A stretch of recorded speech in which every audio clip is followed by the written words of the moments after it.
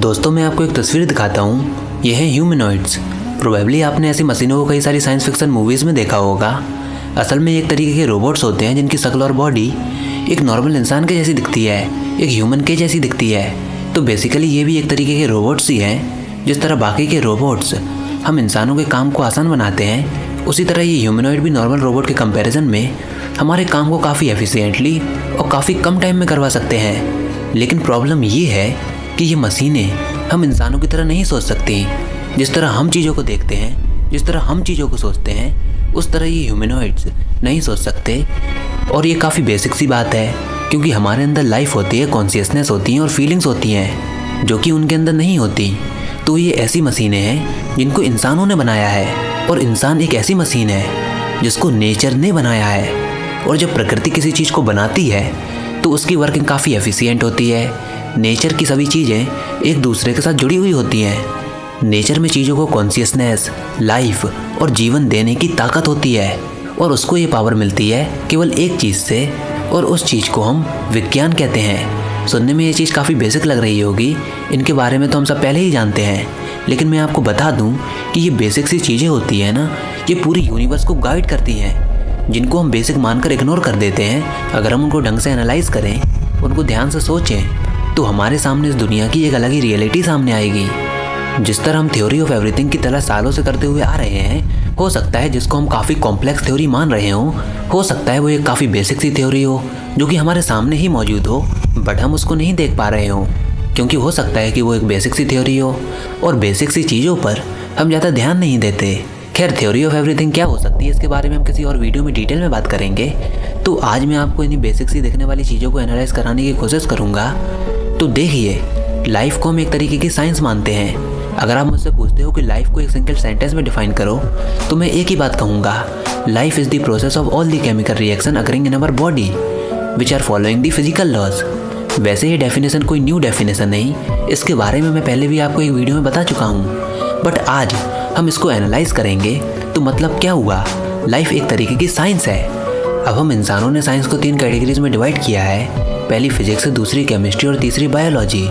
जिसमें से सबसे पहले फिजिक्स में हम प्रकृति के नियमों के बारे में स्टडी करते हैं, केमिस्ट्री में हम एलिमेंट्स के बारे में पढ़ते हैं, उनकी रिएक्शंस के बारे में पढ़ते हैं, और बायोलॉजी में हम लिविंग ऑर्गेनिज्म की स्टडी करते हैं। ये सब काफ़ी बेसिक सी चीज़ें हैं जिसको आज एक 6ठी क्लास का बच्चा भी जानता है, और प्रोबेबली आप भी जानते होंगे।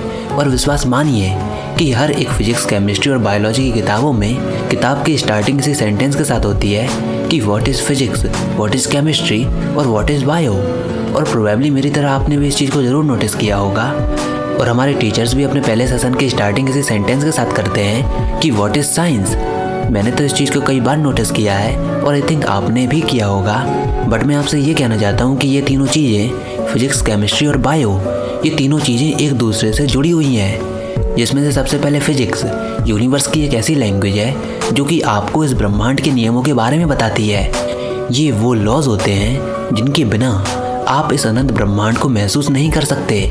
बस ये खाली लॉज ही होते हैं। जैसे लाइट की रफ्तार वैक्यूम में 3 लाख किलोमीटर पर सेकंड से ज़्यादा नहीं हो सकती, ये फिजिक्स का एक नियम है। इस नियम को तोड़ा नहीं जा सकता। मतलब फिजिक्स एक ऐसी लैंग्वेज है जो कि आपको इस ब्रह्मांड के नियमों के बारे में समझाती है कि आखिर चीज़ें कैसे काम कर रही हैं। लेकिन सुनने में आपको ये बात अजीब लग सकती है कि बिना केमिस्ट्री के फिजिक्स का कुछ सिग्निफिकेंस ही नहीं, क्योंकि केमिस्ट्री मटेरियल्स को बनाती है, फिजिकल चीज़ों को बनाती है। केमिस्ट्री में इस दुनिया की सबसे बेसिक एंटिटीज एटम्स मौजूद हैं, जिनसे मिलकर एलिमेंट्स बनते हैं, मॉलिक्यूल्स बनते हैं और बाकी की सभी चीज़ें बनती हैं।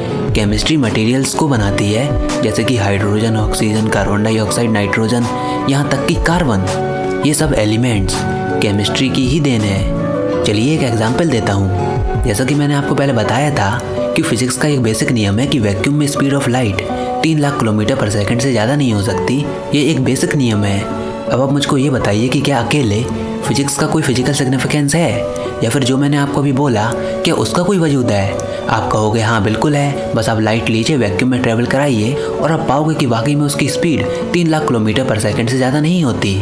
लेकिन मैं आपसे ये कहूँगा कि केमिस्ट्री के बिना इसका कोई सिग्निफिकेंस नहीं है। क्यों नहीं है? क्योंकि केमिस्ट्री के बिना आप लाइट को नहीं बना सकते। दरअसल लाइट एक तरीके की इलेक्ट्रोमैग्नेटिक रेडिएशन होती है जो कि इलेक्ट्रिक और मैग्नेटिक फील्ड के वाइब्रेशन से बनी हुई होती है। लेकिन अगर आपने केमिस्ट्री को काफ़ी अच्छे से पढ़ा होगा तो आप इस चीज़ को जानते होंगे कि मैग्नेटिक फील्ड इलेक्ट्रॉन के स्पिन मोशन के कारण आती है, जिसको हम इलेक्ट्रॉनिक स्पिन बोलते हैं या फिर स्पिन एंगुलर मोमेंटम बोलते हैं। अब इसी तरह जब इलेक्ट्रॉन अपने हायर एनर्जी ऑर्बिट से लोअर एनर्जी ऑर्बिट में जंप करते हैं तो इलेक्ट्रोमैग्नेटिक रेडिएशन इमिट होती है, और वो इलेक्ट्रोमैग्नेटिक रेडिएशन हो सकती है कि वो विजिबल लाइट की फ्रीक्वेंसी की रेंज में हो, जिसकी रफ्तार वैक्यूम में 3 लाख किलोमीटर पर सेकंड से ज़्यादा नहीं हो सकती। मतलब इनडायरेक्टली आप देखोगे कि ये सब एकदम से केमिस्ट्री पर डिपेंड हो गया।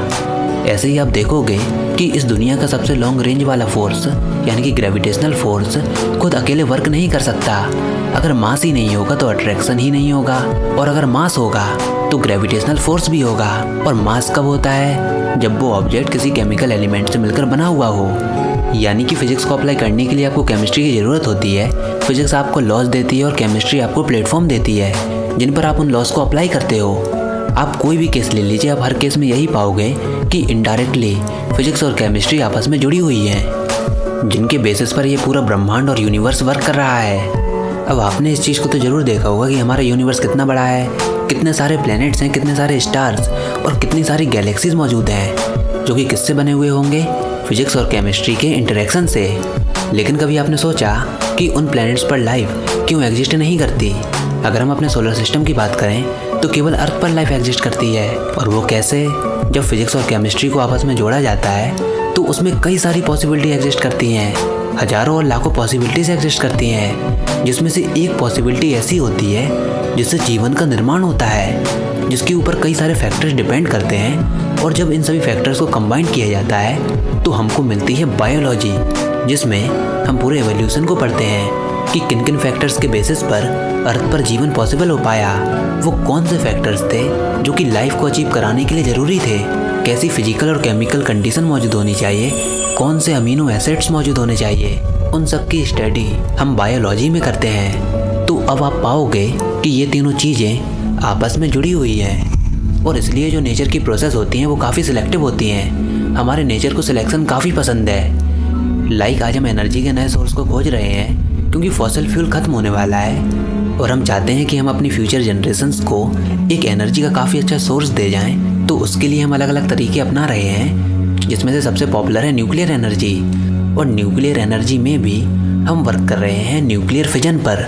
लेकिन न्यूक्लियर फ्यूजन में दिक्कत ये है कि ये काफ़ी रिस्की है, और दूसरी सबसे बड़ी बात, ये हमको एनर्जी तो देती है लेकिन उससे भी खतरनाक ये हमको न्यूक्लियर वेस्ट भी देते हैं। साथ ही साथ यूरेनियम जिससे ये रिएक्शन पॉसिबल होती है उसका अबंडेंस भी हमारे पास नहीं है। लेकिन वहीं दूसरी ओर बात करें नेचर की तो यहाँ पर बिल्कुल उल्टा होता है।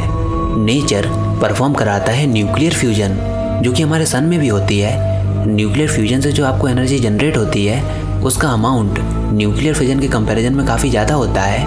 और सबसे बड़ी बात, इसके लिए जो एलिमेंट की रिक्वायरमेंट होती है वो है हाइड्रोजन, जिसका अमाउंट नेचर में भर भर के है। मतलब नेचर हमेशा सिलेक्टिव चीज़ों को प्रेफर करता है, और नेचर के ऐसे ही सिलेक्शंस की वजह से इतनी कॉम्प्लेक्स लाइफ पॉसिबल हो पाती हैं, जिसको शायद ह्यूमन कभी भी अचीव नहीं कर पाएँ। और यही रीज़न है कि हम मशीन्स में फीलिंग को डेवलप नहीं कर सकते, क्योंकि हम चीज़ों को एक सिंगल पर्सपेक्टिव से देख रहे हैं। लेकिन खैर हम ये होप कर सकते हैं कि अभी नहीं, लेकिन फ्यूचर में शायद हम उस लेवल को भी अचीव कर लें जिसकी स्टार्टिंग आज हो चुकी है machine learning, deep learning algorithm और आर्टिफिशियल इंटेलिजेंस के साथ। तो फिलहाल आप कमेंट सेक्शन में लिखकर ज़रूर बताइए कि आपका इसके बारे में क्या सोचना है। इस वीडियो को लाइक कीजिए, अपने दोस्तों के साथ शेयर कीजिए, और अगर आपने हमारा चैनल अभी तक सब्सक्राइब नहीं किया तो इसको सब्सक्राइब